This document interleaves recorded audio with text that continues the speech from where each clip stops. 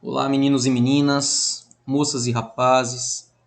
Sejam vocês todos bem-vindos ao canal Sistema de Ensino Monte Carlo. Esse canal pensado para você, estudante do ensino público, né?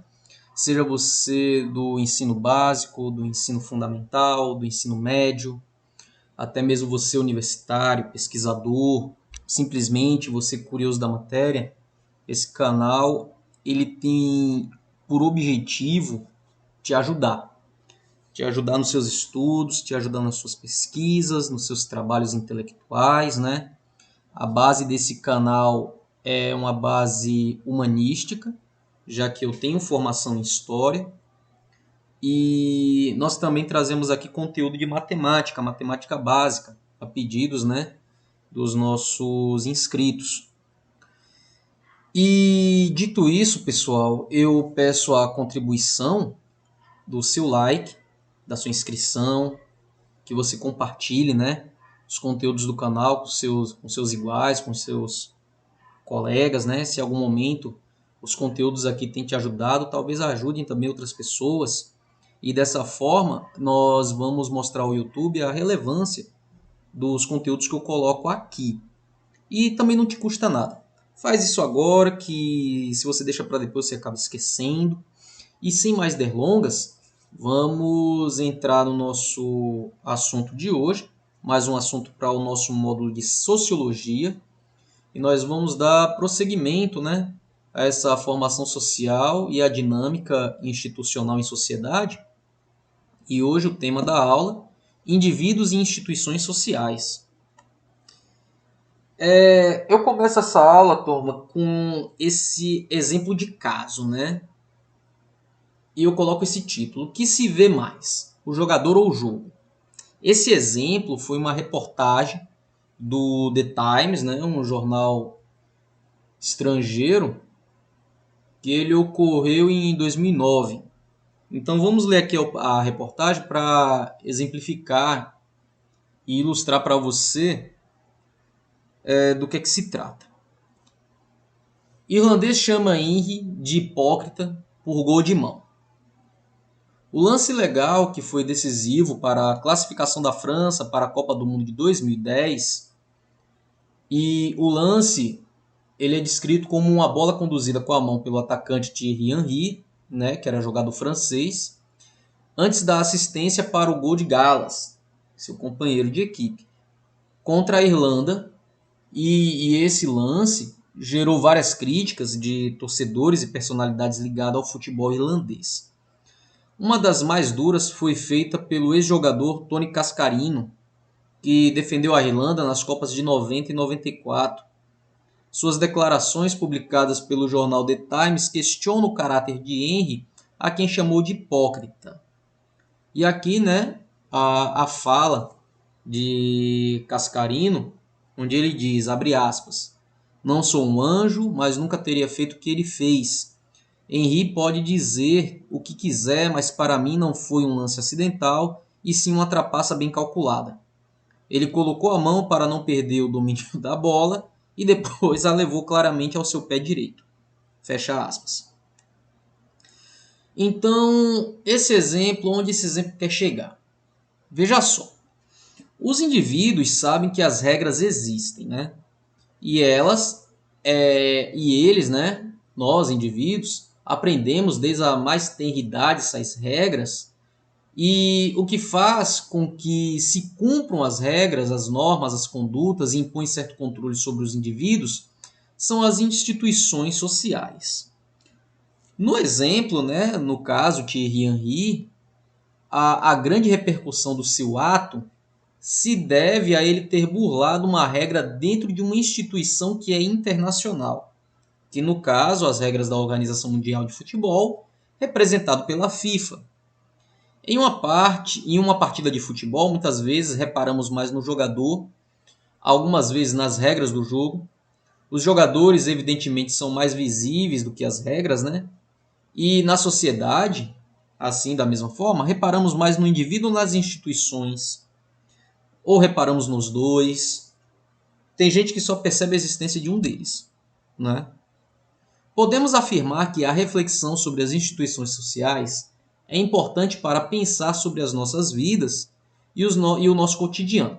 As instituições estão por todos os lados, na nossa convivência com pais, irmãos, se da instituição familiar, por exemplo, com suas regras de comportamento e maneira de pensar.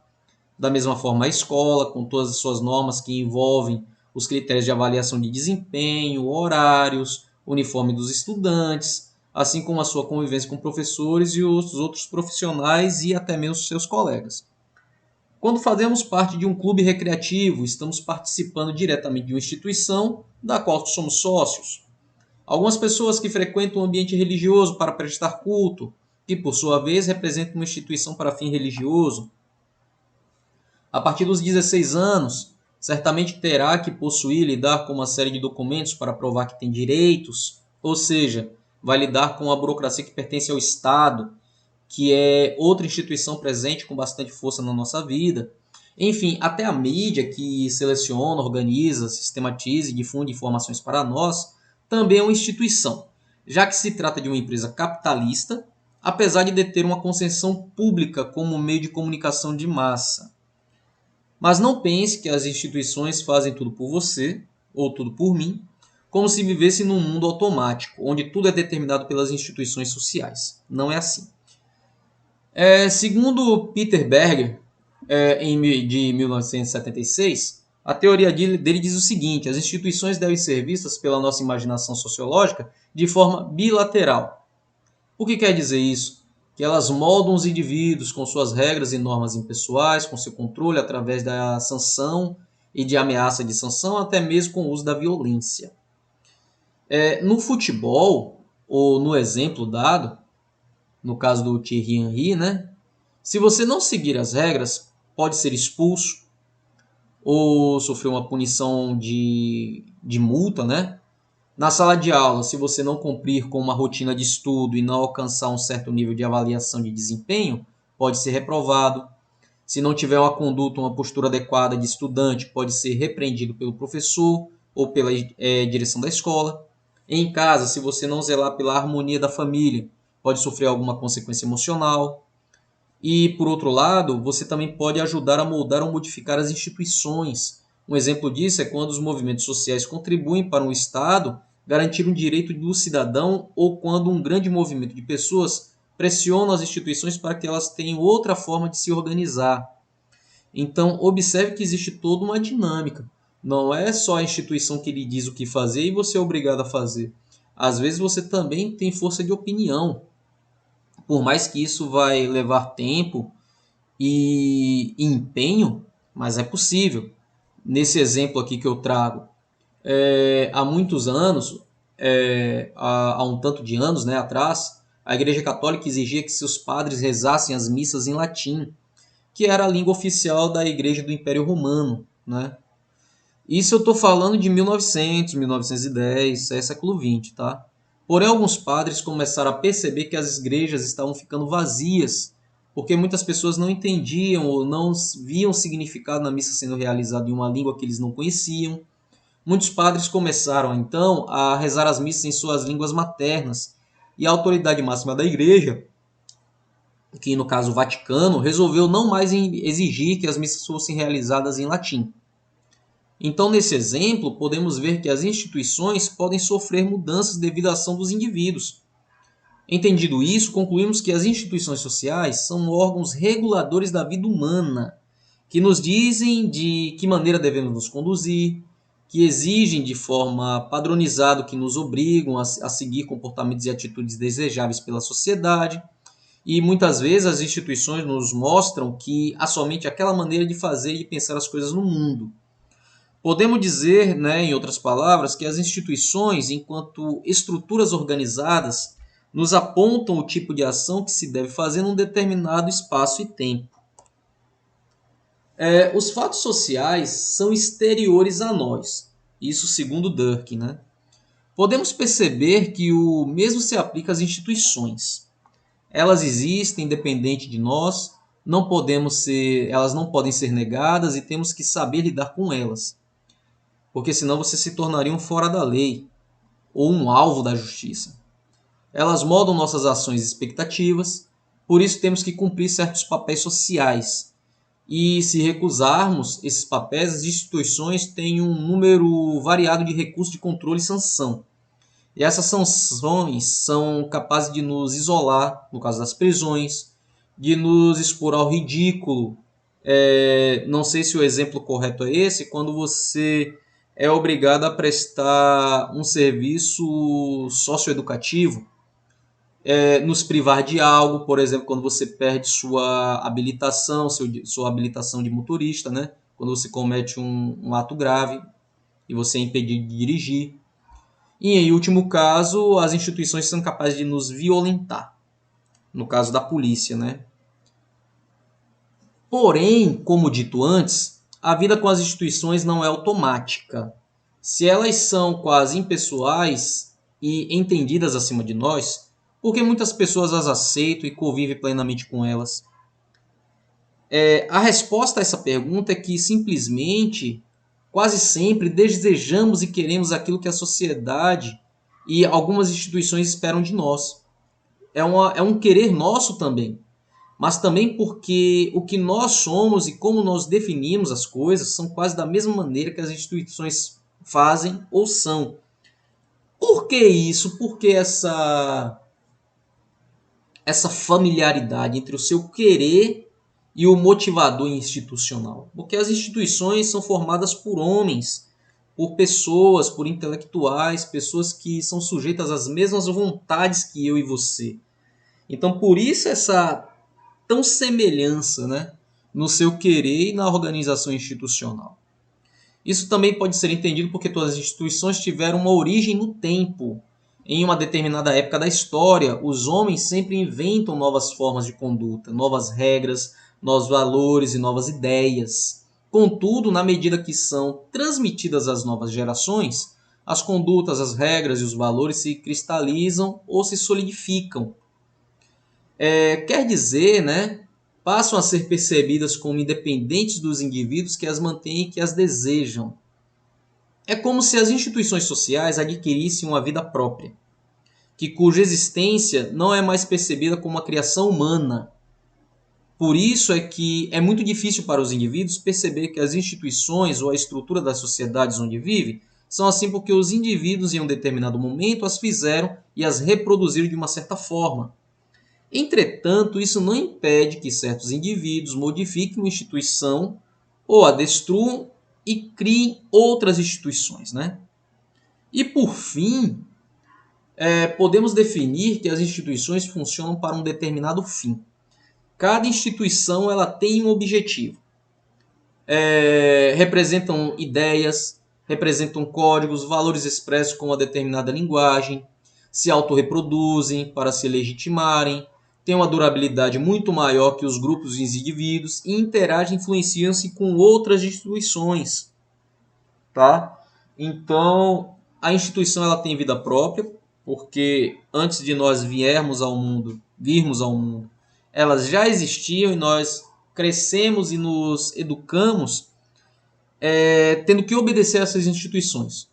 Quando nós morrermos, elas vão continuar existindo até que surja alguém para modificá-la, tá? E aí, por fim, eu deixo essa imagem, né, como uma crítica de uma instituição que precisa ser mudada urgentemente, que no caso as escolas. O professor ali ele está dizendo para o aluno, sai de perto da janela, você quer ter um futuro, não quer? Porque todos os outros alunos, eles estão estudando, eles estão ali com aquele limitador de visão, estão com essa máquina acoplada à cabeça, né? Isso aí fazendo alusão aos livros didáticos, que já são ali pré-fabricados, pré-determinados. E o aluno ele está insistindo, porque pela janela, pela sua visão exterior, né, o que o exterior lhe apresenta, esse mundo criativo, parece ser muito melhor e intuitivo. Então, é uma instituição que, na minha opinião, ela precisa ser modificada urgentemente. Nós, professores, temos um problema seríssimo com o projeto educacional, né, o projeto escolarizacional. Eu sou um crítico desse termo.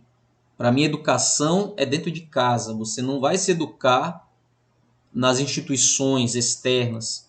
Você se educa em casa para então você aplicar, você usar o que você aprendeu em casa na rua. Você não vai se educar na escola, você vai se instruir na escola. O pai, ele não pode esperar que o professor ele controle o ímpeto de 60, 80 alunos numa sala de aula, sendo que você, pai, você, mãe, não consegue dominar o ímpeto da sua única criança ou do seu número limitado de filhos, né? Como é que você quer que um professor ele vá controlar a natureza e o ímpeto de 60 alunos que vieram de 60 famílias completamente diferentes?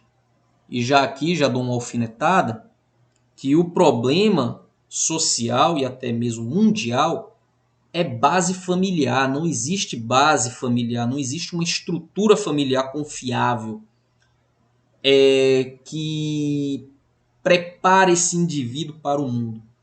A nossa geração, essa geração que nós estamos instruindo hoje nas instituições de ensino, é uma geração mimada, uma geração que não está acostumada a ouvir não dentro de casa.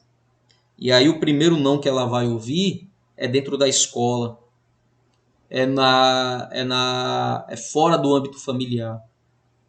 E muitas vezes o pai chega na instituição e pressiona o professor e vitimiza a criança, né?